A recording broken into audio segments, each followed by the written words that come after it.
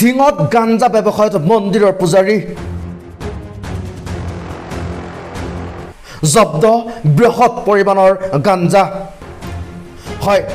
যোৱা নিশা 12 মান বজাত ঢিং আৰক্ষীয়ে অভিযান চলাই ঢিং নামদুমীয়া সত্ৰৰ ঐতিহ্য মন্দিৰ শিৱ মন্দিৰৰ পৰা 20 কিলোগ্ৰাম ওজনৰ ভাং জব্দ কৰে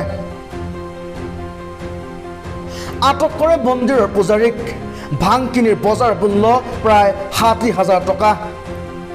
উল্লেখ্য যে মন্দিৰৰ পূজাৰী দেৱকান্ত নাথে মন্দিৰটোত থাকি পূজা পাতল কৰা চলেৰে চোৰাংভাৱে গাঞ্জা বিক্ৰী কৰি অঞ্চলটোৰ যুৱ প্ৰজন্মক ধ্বংসৰ কৰা হলে ঠেলি দিছিল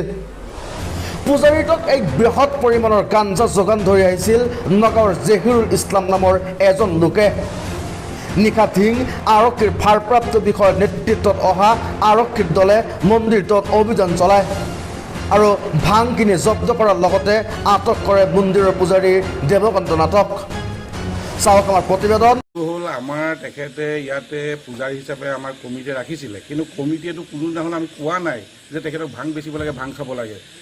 আমি এইটো কমিটি সম্পূৰ্ণ অজ্ঞাতে তেখেতে এইবিলাক চোৰাং কাম কৰিছে আৰু এইটো কৰিবলৈ আমাৰ অনুমতি নাই নহয় এইটো এটা অতীত ধৰ্মীয় অনুষ্ঠান যিটো লগতে গোটেই গাঁওখনৰ মানুহ জড়িত হৈ আছে গোটেই কমিটিত গোটেই গাঁওখনৰ মানুহ আছে গতিকে এইটোক আমাৰ এতিয়া গোটেই গাঁওখন এটা লজ্জিত কৰিছে গোটেই ঢিংবাসীক লজ্জিত কৰিছে গতিকে আমি আৰক্ষী প্ৰশাসনৰ ওপৰত অনুৰোধ ৰাখিছোঁ যে তেখেতক বিহিত ব্যৱস্থা গ্ৰহণ কৰে কিমান দিনৰ পৰা এনেধৰণে ভাং তেওঁ যে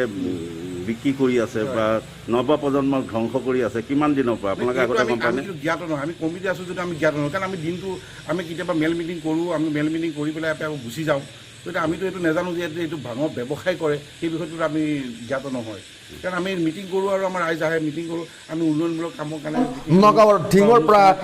আহমেদৰ ৰিপৰ্ট প্ৰতিদিন লাভ